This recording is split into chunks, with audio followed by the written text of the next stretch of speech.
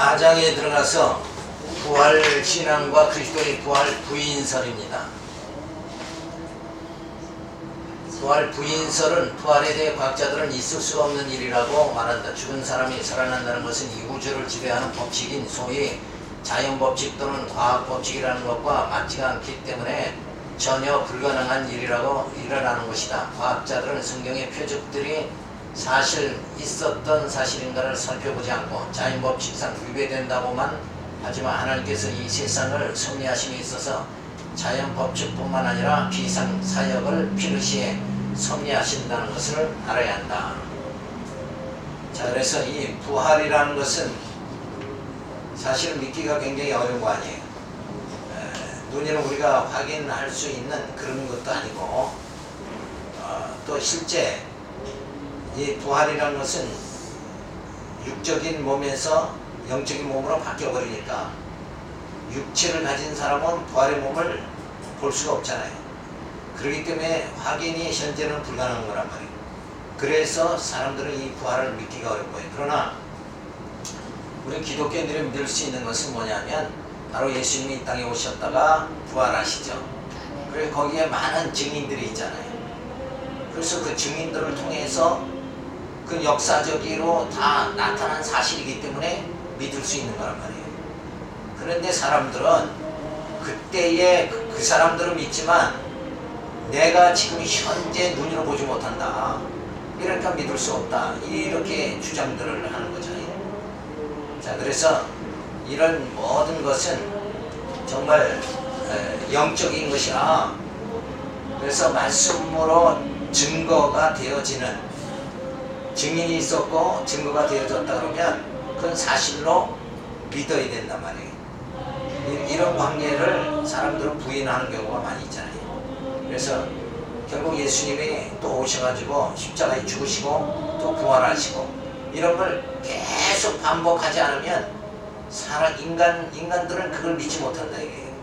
그러나 오직 이를 믿을 수 있는 건 뭔가 성령이 함께하면 믿어지게 되어지는 거죠. 그러니까 성령이 함께 하지 않으면 인간 육체로서는 도저히 믿을 수가 없는 거예요. 그래서 이런 부활을 부인들을 합니다. 그래서 가넬이라는 사람은 자연법칙 또는 과학법칙을 발견하는 자는 인간 자신인데 인간의 지각과 감각은 착각과 착오로부터 벗어날 수가 없기 때문에 정확무고한 것이 아니다. 자, 그러면서 뉴턴의 중력의 법칙이나 아인슈타인의 상대성 원리 가운데 그리스도의 부활을 반증할 만한 사항은 없다. 이런 자연현상과 예수님의 부활과 그러니까 사람들은 생각하지 모든 것이 이 자연 돌아가는 사계절이 순환적으로 이렇게 돌아가고 해가 뜨고 해가 지고 요런 그 자연 관계와 같이 그렇게 되어지지 않는 한 부활을 믿으려고 하진 않죠. 그래서 이 뉴턴의 중력의 법칙, 이런 아인슈타인의 상대성 원리 이런 거와는 그리스도의 부활과는 사실은 저런 어떤 법칙으로 부활을 증명한다는 것은 불가능한 거예요. 전혀 관계가 없는 거다. 그래서 몰트만은 변증신학자인 몰트만은 표면적으로는 그리스도의 부활이 역사적 사실이라는 것을 강조하는 듯이 보이지만 실제로는 변증법에 입각하는 총역사적 사실로 인식하고 있다. 역사 아닌 사실로 인식하며 해석하고 있다. 그러니까 몰트만 이런 몰트만은 역사 속에 사실적인 역사가 있고 그 역사로 인정할 수 없는 것들, 그러니까 예수님의 무리를 걷는다, 처녀의 몸에서 태어난다, 이런 것들은 뭐예요? 보통의 역사가 아니죠. 그런 역사가 지금 처녀의 몸에서 아이를 낳는 사람들이 예수님 이후에는 없었단 말이에요. 그러니까 이건 일반 역사가 아니다. 그래서 그런 건 특별히 몰트만은 초역사다 이렇게 하고 그게 별개로 취급하고 그냥 말아버린다. 그렇게 하다 보면 뭐예요? 부활도 그냥 초역사로 그냥 끝내버리고 마는 거예요. 예수님의 그 성육신 이런 것도 예수님 잠깐 왔다가 그냥 가신 걸로 초역사로 그냥 끝내버리고 만다.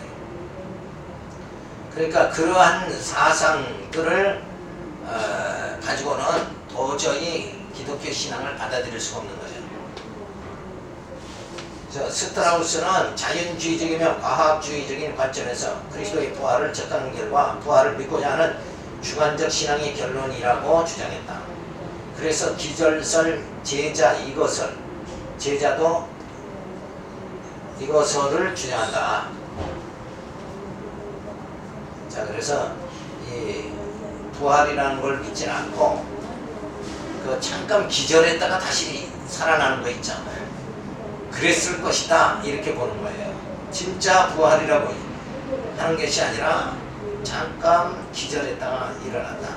그런데 예수님은 뭐예요?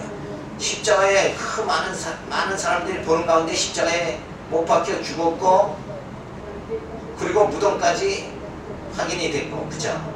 완전히 죽은 게 입증이 된 다음에 부활을 했단 말이에요. 예수님 부활하셨잖아요. 그러니까 그거는 기절서로는 전혀 관계가 없다. 근데 사람들은 자꾸 못 믿으니까 그거를 믿긴 믿어야 되겠는데 못 믿겠다. 그러니까 그걸 자꾸 이렇게 변형을 시키는 거예요. 진리를 변형을 시키는 거죠. 사실을 변형을 자꾸 시켜가지고 그건 진짜 부활이야. 죽었다 살아난 게 아니라 뭐예요? 기절했다가 살아난 거다. 이렇게 본다. 근데 뭐 예수님에 대해서 예수님 부활하신 것은 기절했다 부활했다는 건 말도 안 되는 얘기 아니냐. 그렇죠? 많은 사람 앞에서 혹시 죽은 게 확실하고 근데 어떻게 기절해 그게. 피를 다 쏟으셨고 그렇죠? 네, 무덤까지 확인이 됐고 그랬는데 그렇게 사람들은 믿지 못하는 거죠. 자, 그런데 두 번째 부활신앙은 부활은 하나의 추상적 교리에 그치지 않고 그것은 구체적으로 인류 역사 속에 발생한 역사적 사건이기에 부활을 목격한 목격자들이 분명히 유관으로 확인하고 증언해주고 있다. 부활하신 그리스도가 열 제자들에 나타났을 후에 디베라 바다에서 고이자비하던 제자들의 부활이 그리스도가 세 번째로 나타났던 것이다. 그리고 마지막으로 부활하신 그리스도가 40일간을 지상에 머물다가 베다니에 가까운 감난산에서 승천하시는 것을 예수의 제자들은 그들의 눈으로 똑똑히 뜨고서 바라보았다. 이거는 예수님의 부활은 뭐예요? 기절설이나 그런 게 아니고 완전히 역사 사실이다 라는 것을 분명히 알 수가 있는 거예요. 그래서 하나님께서 그렇게 예수를 이 땅에 보내주시고 십자가에 못 박혀 죽으시고 부활하시는 모든 것을 다 보여주심을 통해서 뭐예요? 우리들에게 믿음을 주시는 거죠. 그러니까 구약 시대에 하나님께서 보이는 나라 이스라엘 선민을 선택하셔가지고 저들을 애굽에서 번성해 하고 그리고 가나안 땅을 정복하게 하고 다윗 왕을 세워 통치하고 그 나라를 하나님의 능력으로 세워주죠. 근데 그 사실은 그건 뭐예요? 모형에 불과한 거란 말이에요. 그렇게 다 보여주심을 통해서 예수 그리스도를 이 땅에 보내셔가지고 하나님의 영원한 나라를 세우시잖아요. 우리가 그 나라의 백성이 다 되어지는데 바로 교회를 통해서 하나님의 자녀들을 말씀으로 양육해 주잖아요.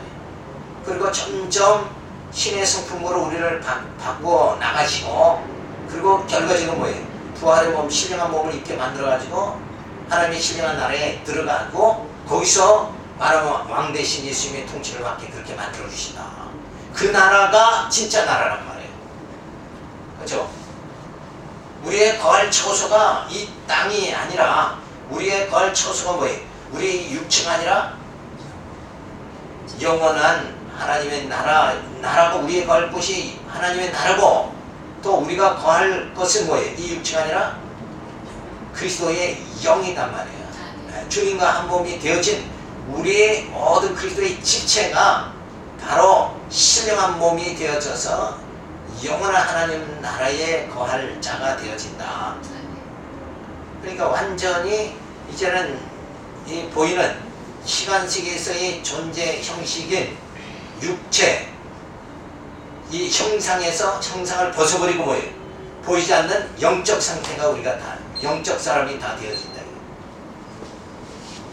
자, 그런 것을 우리가 바로 믿는 게 바로 중요하죠.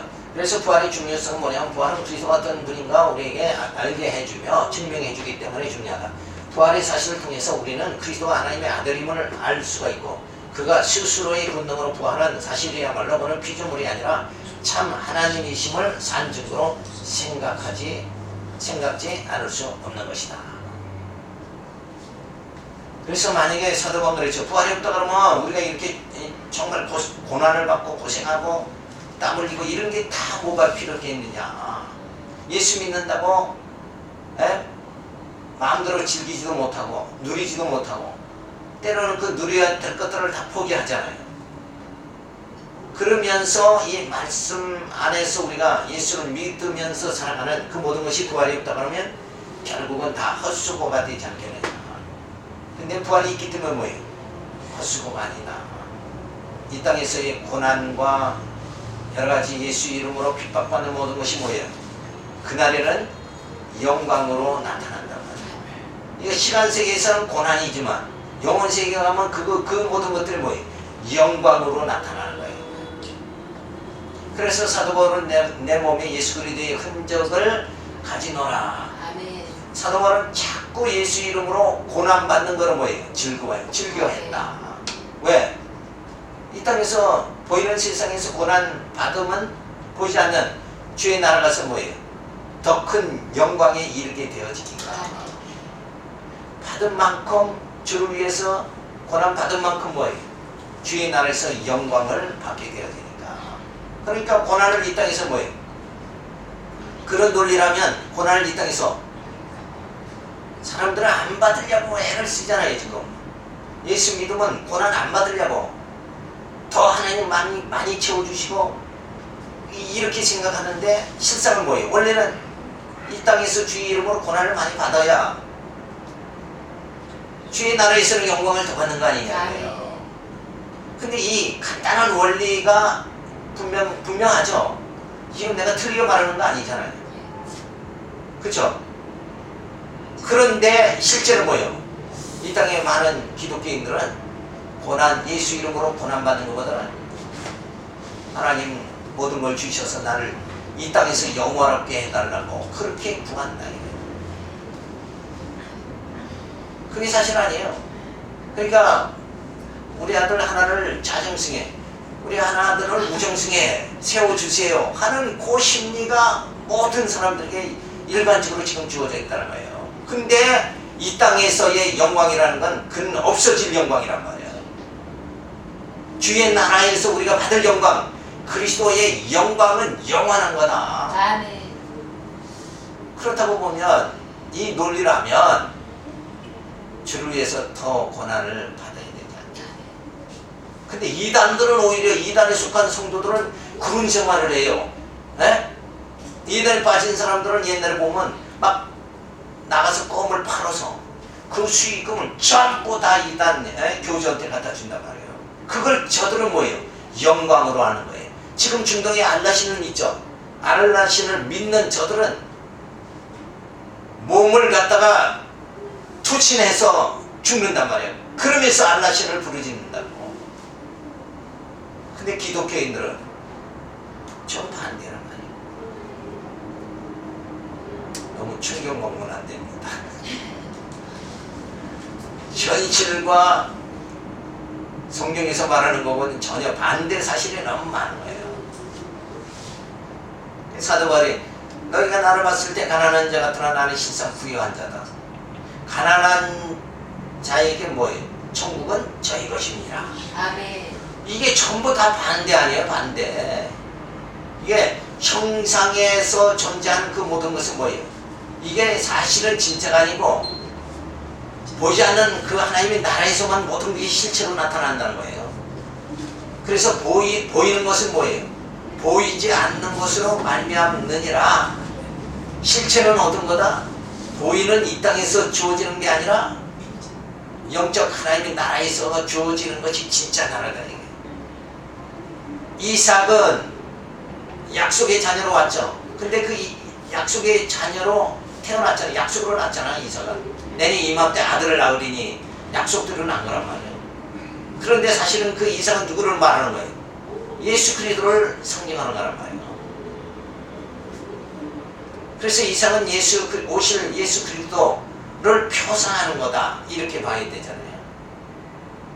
그러니까 그렇게 따지면 뭐예요? 이 땅에서 주를 위해서 고난받는 걸 즐거워해야 되잖아요. 내가 열심히 나가서 돈을 벌어서 어떻게 해야 돼요? 더 연보하는데 힘을 쓰고 연보를 하는 걸 더 영광으로 알고 그래야 된다, 이게. 그죠? 근데 돈 내는 건 다 힘들잖아. 그 돈 내라고 하면 인상 쓰지, 그걸 영광으로 아는 사람이 지금 몇이나 있느냐. 이게 오늘날의 우리들의 현실이다. 근데 이것을 넘어서야 돼. 그게 바로 신앙이다. 그죠? 그런 개념을 넘어서야 된다. 자, 부활의 소망. 부활은 신자의 신앙적 전쟁이며 신자의 영과 육을 아울러 갖는 영생의 확증으로 생각될 수 있기 때문에 중요하다. 그리스도가 부활했다는 사실에 근거해 우리가 그리스도와 같이 영광의 몸의 형체를 가지게 될 것을 믿고 소망할 수 있게 된다. 더욱이 그리스도의 부활은 그의 완성된 속죄사역에 대한 하나님의 섭리이며 인류적 구원의 완성의 선포요, 교회 기초의 확립으로 의미가 깊은 것이다. 따라서 부활을 부정하는 것은 기독교의 신앙을 파괴하는 것이다. 그러니까 부활이 없다 그러면 뭐예요? 모든 것은 다 헛수고 되어버리고 마는 거다. 근데 사람들의 심리는 눈으로 보이는 것만 쫓아가는 습성이 있단 말이에요. 눈으로 보이지 않으면, 내 눈에 보이지 않으면 다 못 믿겠다, 이런 거는. 근데 실상은 뭐예요? 내 눈에 보이지 않는 거, 보이는 것만 존재하는 것이 아니라 보이지 않는 것이 존재하는 것이 너무 많다. 바람, 그러면 눈에 안 보이지만 바람은 존재하는 거예요. 그죠? 바로 그런 관계를 우리가 형상을 내가 가지고 있지만 이 육체를 벗어버리는, 그래서 그 신령한 몸으로서 살아갈 수 있는 그날에 주어지는 모든 그 영광을 우리가 현재 맛보면서 살아갈 수 있는 것, 이게 바로 신앙이란 말이에요. 현재 누릴 수 있는 즐거움보다는, 그렇죠? 눈으로 확인되지 않는 그 기쁨을 우리가 맛보면서 살아갈 수 있는 그런 믿음이 주어져야 됩니다. 자, 부활의 부인서를 간략하게 살펴보면, 가네는 자연 법칙, 과학 법칙에서 벗어나기에 부활은 인정할 수 없다, 그렇게 말했잖아요. 그럼 이제 불신앙자들은 다 여기에 빠지는 거죠. 그건 과학적으로 도저히 그건 뭐 믿을 수 없다. 그런데 우리가 이 과학이라는 것, 자연과학이라는 것, 이런 모든 법칙은 보이는 형상, 시간 세계에서의 법칙이지 영원 세계의 법칙은 전혀 아니다. 그렇죠? 세상 법칙 가지고 우리가 하나님 나라의 법칙을 갖다 이해할 수 있느냐? 그건 없는 거잖아요. 몰트먼은 역사 사실의 범주에서 벗어나기에 부활을 인정할 수 없다. 그러니까 우리가 인간적으로 역사 사실이다 믿는 거 외에 믿을 수 없는 것들, 예수님 무리를 걸었다, 그저 죽은 자를 살렸다, 이런 역사들은 뭐예요? 그건 초역사다. 그리고 따로 이렇게 뛰어나버리고 많은 게 바로 몰트만의 사상이다. 근데 사실은 뭐예요? 부활은 역사 사실이다. 우리는 이렇게 믿는 거죠. 스트라우스는 부활은 기독교인들의 주관적 신앙이기에 부활은 인정할 수 없다. 그 기독교인들이나 부활을 믿는 거다. 한마디로 그런 뜻이죠. 그래서 자기들은 뭐예요? 나 우리는 믿지 않겠다. 자, 그렇게 부인을 합니다. 그러나 부활 인정서는 뭐냐면 역사적 사건이다. 부활은 역사적 실제 사건이므로 부활은 인정할 수밖에 없다. 그래서 이건 역사식으로 예수님의 십자가에 못 박혀 죽은 게 사실이고, 그리고 예수님의 부활했을 때 많은 증인들이 있었잖아요. 제자들이 다 증인이 되어졌죠. 그 부활의 주님을 만났기 때문에 베드로는 예수를 3번 부인하고도 나중에 예수를 위해서 뭐예요? 복음을 위해서 십자가에 덕구를 달려서 죽었다. 그렇게 할 수 있는 것, 자기 목숨을 던질 수 있다는 건 뭐예요? 부활을 믿었기 때문에. 부활의 주님을 안 만났다 그러면 그렇게 될 수 없어요. 또 한 가지 중요한 건 뭐예요? 사도 바울이 원래는 사울이었죠. 큰 자였는데 그가 다메섹에서 예수를 부활의 주님을 만났잖아요. 만나고 난 다음에 그가 사울이 됐다. 작은 자가 된 거예요. 완전히 이렇게 바뀌어지는 역사, 이런 역사를 봐도 부활은 뭐예요? 분명한 것이다. 그리고 부활이 중요한 건 뭐예요? 예수님이 내가 가고 나서 내가 가는 것이 너에게 유익하다. 왜 그러냐? 가고 나면 보혜사 성령이 와서 영이 오셔서 우리를 세상 끝날까지 보호해 주시잖아요. 말씀을 깨닫게 하고 우리를 주 앞에 늘 영적으로 생활할 수 있도록 친히 인도해 주시는 분이 누구냐? 육체로 오신 예수가 아니라 영으로 오신 성령께서 우리를 세상 끝날까지 인도해 주신다. 그러니까 예수님은 빨리 가셔야 되잖아요. 네? 그래가지고 보혜사 성령이 와서 우리를 하여금 지금 영적 생활을 할 수 있게 만들어 줬잖아요. 그러니까 예수님의 부활은 정확한 것이다. 왜? 예수님의 약속이 지금 이루어졌으니까. 우리가 앞에서도 살펴봤죠. 하나님은 살아계신가? 뭘로 증명한다고 그랬어요? 에? 여지껏 했는데 기억이 안 나. 에? 두 가지, 두 마디. 단어 두 마디. 살아있다는 것은 하나님의 언약 같잖아요. 언약이 그대로 이루어지니까. 그쵸? 그러니까 내가 메시아를 보내주겠다는 그 약속이 뭐예요? 약속대로 예수님이 오셨고, 또 오신 예수가 내가 보혜사 성령을 보내주겠다고 해서 성령이 왔잖아요. 그러니까 모든 게 말씀대로 이루어지니까 말씀하신 분은 뭐예요? 살아계신 분이다. 죽은 사람이 어떻게 말을 하느냐 이거예요. 우린 눈에 안 보일 뿐이지 존재 방식이 다를 뿐이지 하나님은 영으로 계시는 거잖아. 하나님 영이시다. 그러니까 우린 눈에 안 보이지만 뭐예요? 그 영이신 하나님께서 약속한 대로 예수님이 오셨고, 오신 예수님은 뭐예요? 보혜사 성령 보내주겠다. 그랬으니까 이건 역사 사실로 드러난 거 아니냐. 그러니까 하나님이 살아계신가 신존재를 설명한다 그러면 반드시 뭐예요? 뭘로 설명해야 돼? 하나님은 언약하셨고 언약대로 성취하셨다.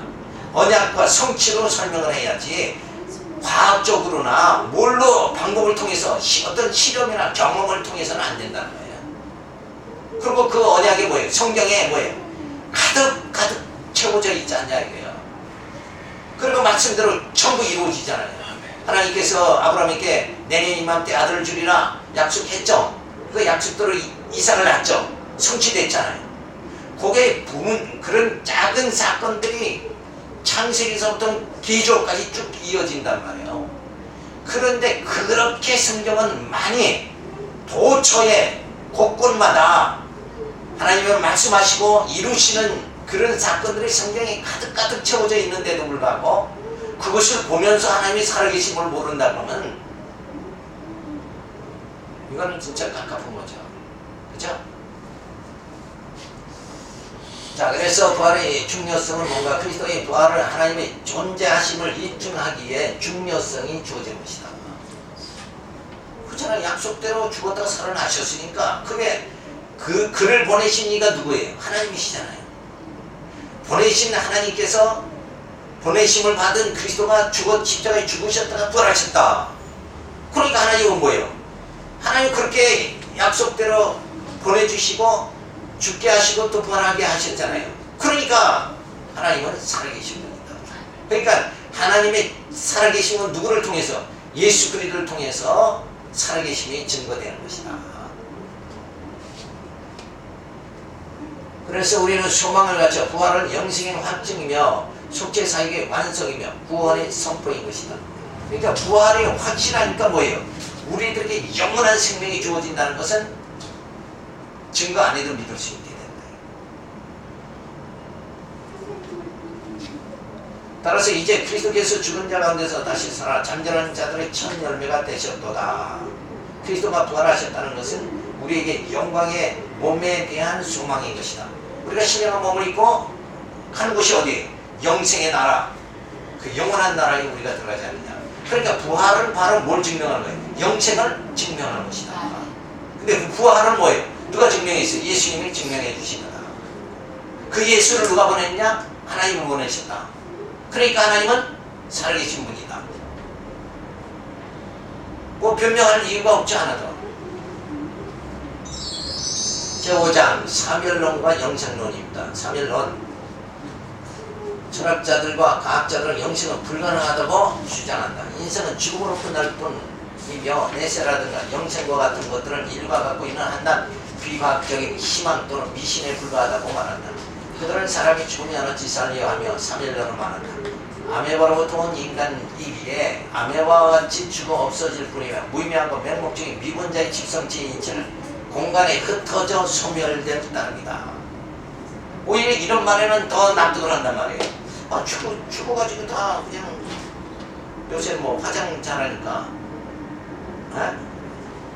지난주에도 우리 권사님 돌아가셔서 화장 장례 진례를 하고 그 화장터에 가서 그걸 다 이렇게 기다려서 보니까 그저 한 줌의 재가 돼버리면 그렇죠? 그러니까 그 재로서 결국은 뭐예요? 강에 갖다 뿌리면 그냥 흩어지고 마는 거 아니냐. 그런데 어떻게 부활을 믿느냐. 그거 흩어져 버렸는데 눈으로 보이는데 그거 없어졌는데 어떻게 부활을 믿느냐. 이렇게 돼버리고 하는 거예요.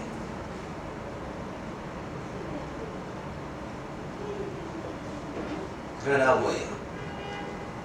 인간은 육체와 영으로 되어 있죠. 그 영은 이게 영원한 거란 말이에요. 죽지 않는다. 근데 죄 지은 자는 죄 지은 영들은 어때요? 결국 뭐 심판받고 영원한 지옥에 가서 고통을 받는 것이고 우리는 뭐예요? 생명의 면류관을 받게 되어진다. 그러니까 어차피 영은 죽는 게 아니란 거예요. 근데 인간은 형상을 가졌으니까 눈에 없어지면 그건 없는 걸로 생각한다. 그게 아니다는 거죠. 그래서 우리가 정말 하나님께서 우리의 영, 이 생명의 씨앗을 이 땅에 뿌려주셨고 이 생명이 정말 그리스도를 영접해서 영원한 생명으로 우리가 바뀌어지는 거죠. 그래서 헌 옷을 벗고 새 옷을 입는 거예요. 이 과정을 아무리 외쳐봐야 그 인간은 믿지 못한 거예요. 그래서 이 믿음이라는 거, 이 믿음은 바로 하나님의 그 약속이 이루어지는 거예요. 아브라함이 믿음의 조상이 됐잖아요. 근데 처음부터 믿음의 조상이 된 게 아니라 하나님께서 내가 너에게 복을 주겠다. 그러니까 내 나라를 영원토록 내 후손을 창대케 하리라. 그러니까 아브라함이 하는 말이 내가 그걸 무엇을 하니까 하나님께서 내 후손을 하늘의 별과 같이 바다의 모래알보다 더 많게 해주겠다. 그러니까 창세기 4장에 아브라함이 뭐라고 해요? 내가 무엇으로 알리까? 난 도저히 믿지 못하겠습니다. 그러니까 하나님께서 그걸 믿음을 주기 위해서 어떻게 해요? 아브라함을 광야로 데리고 가서 제단을 쌓게 하고 아브라함이 보는 눈으로 확인하는 가운데 하늘에서 불이 떨어져가지고 제단을 딱 태워버린다. 그러면서 하나님이 하시는 말씀이 그렇게 눈으로 아브라함이 봤어도 그는 하나님을 믿지 못한단 말이에요. 그러니까 한 번 어떤 사건이 있다고 해서 믿어지는 게 아니야, 인간은. 그래서 그때에 하나님께서 내 후손이 4대 만에 계기 돼서 돌아오리라. 그래 결국 뭐예요? 4대 애굽에 가서 400년 종살이 하잖아요. 그게 벌써 아브라함이 창세기 4장에서 나타나는 사건이라. 그러니까 우리를 위해서 하나님께서는 그런 역사를 다 전개해서 오늘 성경을 보는 우리로 하여금 아브라함은 그렇게 제단에 불이 떨어져서 태워버리는데도 그런 역사가 일어났는데도 불구하고 믿지 못했는데 그렇기 때문에 하나님께서는 그 후손들을 애굽에 가서 400년 종살이하게 만든다는 약속대로 애굽에 가서 400년 종살이 했지 않느냐. 그리고 젖과 꿀이 흐르는 약속의 땅에 들어가게 해주겠다 하더니 그냥 가나안 땅에 들어갔지 않느냐. 그렇게 그런 과정을 통해서 우리에게 뭐예요? 믿음을 주시는 거다. 그래서 예수 그리스도를 보내서 우리를 그 죄악의 웅덩이에서 우리를 죄악의 그 죄의식에서 우리를 완전히 벗어나게 만들어 주시고, 이런 사건들을 통해서 하나님께서는 우리들에게 이 영원한 영생이 있다. 그래서 가장 하나님의 큰 선물이 뭐냐? 영생에 이르는 거죠. 영생함을 받는 거. 영원한 생명을 소유하게 되어진 거. 이게 가장 큰 선물이다. 그러니까 이미 큰 신령한 복이 뭐예요? 가장 신령한 복이 영생이죠. 죽음에서 생명으로 옮겨지는 그게 바로 영생이잖아요. 영원히 죽지 않는다. 영원한 생명이 주어진다. 그게 영생이잖아요. 그러니까 우리에게 주신 하나님의 최대 선물, 그 신령한 복이 뭐예요? 영생이 있다는 거예요. 죄로 인해서 죽는 것이 아니라 뭐예요? 우리는 영원한 생명을 소유하게 된다. 그렇게 해주신다. 그러니까 이미 신령한 복을 받은 거죠. 그렇죠?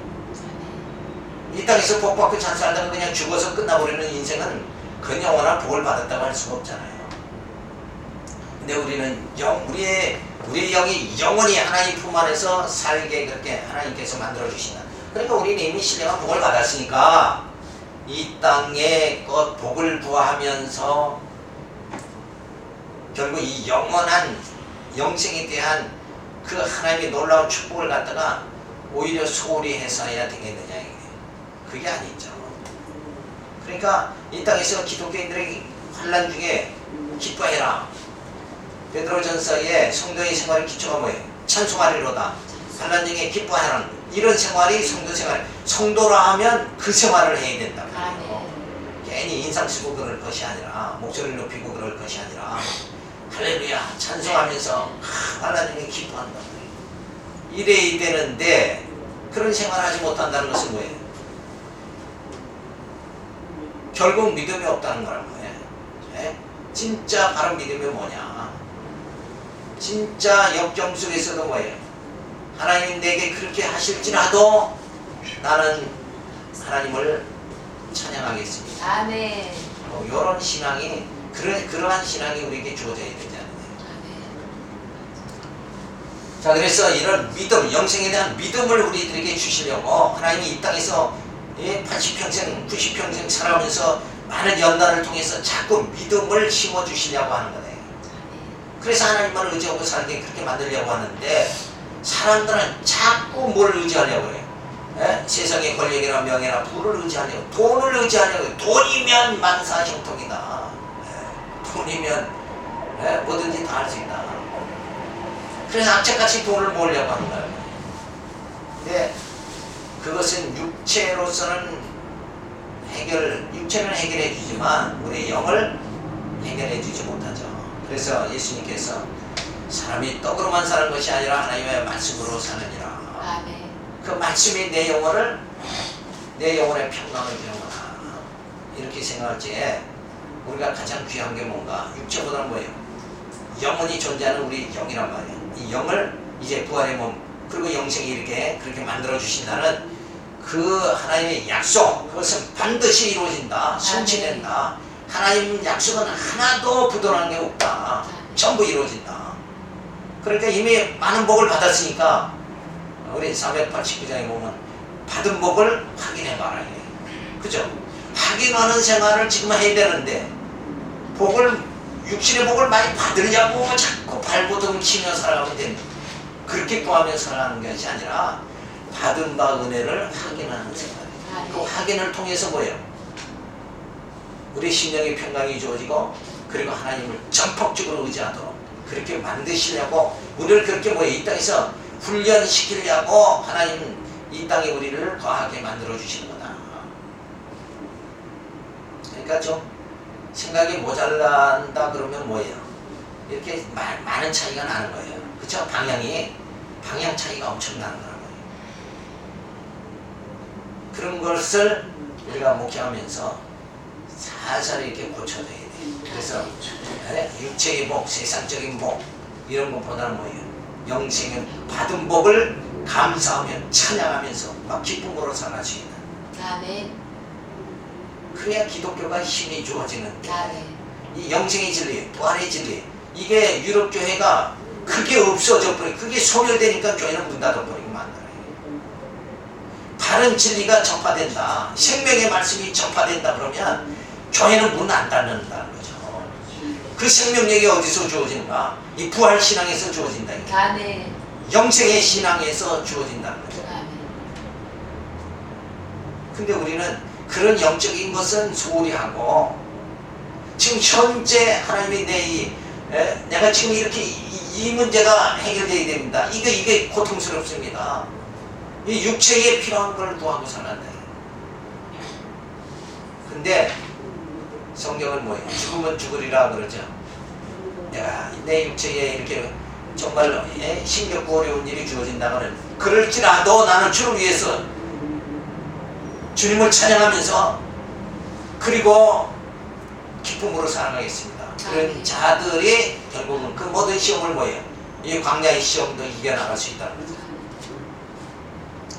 그래서 셰이플리 목사는 기독교에 없는 인격적 하나님이 존재하는 과학적 견지에서 볼 때 무의미하며 인간을 영과 내세를 주어야는 소유하는 특별하고 월등한 존재로 보는 것은 하나의 허무한 독단이라고 그렇게 봅니다. 볼트만은 신앙 성경에서 천당과 지옥의 개념은 비과학적이기 때문에 비신화해야 한다고 말하고 있다. 그러니까 사실로 믿을 수 없는 것은 다 뭐예요? 과학적으로, 인간 두뇌로 과학적으로 믿을 수 없는 것은 그거 다 신화다 이러고 말하고 그래요. 근데 우리는 뭐예요? 예수님의 부활이 신화가 아니라 뭐예요? 그건 사실이다. 역사 사실이다. 그렇게 믿는 거죠. 그러니까 이 볼트만이 결국은 현대의 젊은 사람들, 이런 사람들을 다 유혹해가지고 맞다! 그래 볼트만 신학이 나타나고 이러는데 이건 다 결국은 뭐예요? 이성주의요, 철학주의에 불과한 것이다. 그러니까 기독교는 뭐예요? 진리라는 건 뭐예요? 그건 사실로 드러난 걸 말하는 거다. 이론과 사실이 하나 된 거, 그게 진리란 말이에요. 이론이 뭐예요? 하나님의 언약으로 나타나죠. 그리고 사실이 뭐예요? 하나님께서 성취하심으로 나타난다. 그래서 진리는 언약과 성취로 나타나는 것이다. 그래서 세 번째, 사물론을 전제한 학설입니다. 생물학적 불멸설이죠. 생물학적 번식을 통해 자손들의 생명이 연장된다는 학설이지만 영생론과는 거리가 멀다. 생물학적으로 뭐 죽었다 또 태어나고 뭐 이렇게 불교의 그 환생설 같이 그런 거다 이렇게 말하는 것은 잘못된 거죠. 우리는 기독교의 역사는 뭐예요? 직선적인 거예요. 쫙 창조, 그 다음에 심판으로, 그리고 시간 시기가 다 종결돼 버리고 뭐예요? 영혼 세계로 들어가서 영원한 생명을 우리가 누리면서 영생하면서 살아가게 그렇게 만들어 주시는 거죠. 사회학적 불멸설입니다. 사회에 끼친 영향이 진주와 인간들의 기억 속에 남게 되기 때문에 불멸한다는 것은 영생론과 무관하다. 요런 사상은 뭐예요? 사회적 학적 불멸설은 쉽게 우리가 속담에 사람의 뭐 호랑이는 가죽을 남기고 사람은 이름을 남긴다. 그런 사상이란 말이에요. 그러니까 부모가 하던 일이 자녀에게 계승이 자꾸 되죠. 가문의 그 가업이 이어지잖아요. 그러면 그게 그 부모가 죽은 것이 아니다. 이렇게 보는 거란 말이에요. 이거는 하나의 뭐예요? 사실로 드러날 수 없는 말장난에 불과한 것이다. 이렇게 볼 수 있죠. 형익상학적 불멸설인데 개인의 향연을 줄이고 민족과 국가를 위해 헌신한 삶의 국가적 유공자라고 기억하기에 불멸한다는 것이다. 유교에 참전하고 월남전에 참전해서 죽은 사람은 그들의 그 국가를 사랑하는 그것이 지금도 남아있다. 그래서 국가 유공자는 우대하죠. 저도 국가 유공자예요. 그러니까 그런 사상들이 불멸한 것이다. 이렇게 본다는 것은 그건 잘못된 것이다. 우리의 몸과 영이 정말 실제로 주님과 같이 부활의 몸, 영생의 몸이 되어지는 것, 그것을 기독교는 말해주고 있죠. 자, 그래서 사멸론은 셰이플 박사 기독교인들이 내세우는 영생론은 비과학적이므로 허무한 독단 아니다 이렇게 불통하는 거예요. 기독교인들의 내세우는 영생론을 비과학적임으로 비신화해야 된다 이렇게 말하는 거죠. 그래서 삼일론을 전제한 불멸선을 식물학적 불멸설을 우리가 봤죠. 그 다음에 사회학적 불멸설 그 이름을 남기는 거 적인 자손을 남기는 거 생물학적으로는 자손이 자손으로 이어지니까 그 결국은 죽지 않는다 그 불멸한다 이런 식으로 말하는 말도 안 되는 소리죠. 사회학적으로는 그 이름을 자꾸 남긴다 이런 말도 잘못된 거고 형이상학적 불멸선은 국가 사회에 헌신한 유공자들이 그 정신이 그들 계속 남아있으니까 인간은 죽는 게 아니라 불멸한다 이런 식으로 말한다는 것은 잘못된 거죠. 영생론을 아담은 선악을 알게 하는 나무의 실과를 먹지 않는 조건으로 완전한 영생을 약속받아서 나타나감으로 영생에 이르지 못하였고 그리스도의 구속 사업이 완성을 결과로서 완전한 영생을 택한 자들이 얻게 되는 것이다. 이 영생은 죽음이 없는 상태를 뜻하거나 죄와 죽음에 굴복할 가능성을 전혀 배제한 가장 고등한 성멸과 불멸 및 지복의 상태를 의미하게 되는 것이다. 자, 그러니까 영생하는 거예요. 첫째 아담을 통해서는 뭐예요? 죽음이 주어졌죠. 죄가 들어왔고 둘째 아담을 통해서 의가 나타났죠. 그 의로운 자는 구원받는 거 아니에요. 영생하는 거 아니에요. 그러니까 한 사람을 통해서 죄가 들어오게 하고 한 사람을 통해서 결국 의가 들어오도록 그렇게 해서 우리로 하여금 영생에 이르게 그렇게 만드는 게 뭐예요? 하나님의 섭니다 라는 것을 알 수 있죠. 박영민 목사는 나는 부활의 승리 나를 믿는 자는 죽어도 살게 물을 살아서 나는 믿는 영원히 죽지 아니라 하신 그리스도의 말씀에 약속된 것이야말로 최고의 의미인 영생 즉 죽음의 침노를 받을 가능성이 없는 영속한 지복 상태의 생명이다 이렇게 말합니다. 자 그리고 사도 바로 오직 우리의 시민들은 하늘에 있는지라 거기로부터 구원하는 자 꼭 주 예수 그리스도를 기다리노니 그가 만물을 자기에게 복종케 하실 수 있는 자의 역사로 우리 낮은 몸을 자기 영광의 몸의 형체와 같이 병케 하시리라. 우리가 믿는 바 우리가 부활 시에 갖게 될 몸 즉 영생의 몸은 몸으로서 썩지 않는 몸이며 죽지 않는 몸이다. 이 몸 우리가 죽기 전에 가졌던 몸과 비교할 때 영광의 몸이라고 불러야 할 것이다. 영생은 하나님이 우리에게 선물로 주신 것이다. 자, 그래서 영생의 몸은 썩을 몸이 썩지 아니할 몸을 있게 해 주시는 것. 썩지 않고 죽지 않으니까 영원한 몸, 영생의 몸이다. 그걸 하나님께서 우리에게 선물로 주신다. 따라서 하나님은 살아계신 분이다. 하나님은 존재하신 분이다.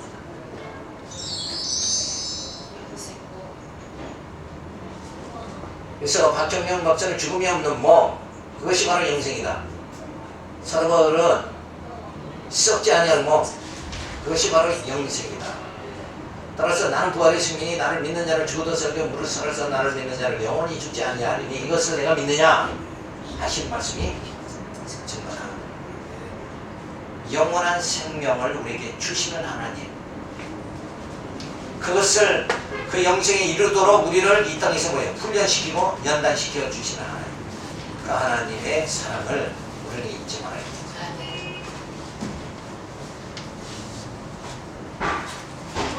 자, 이렇게 해서 하나님께 마쳤습니다. 앉으세요, 앉아.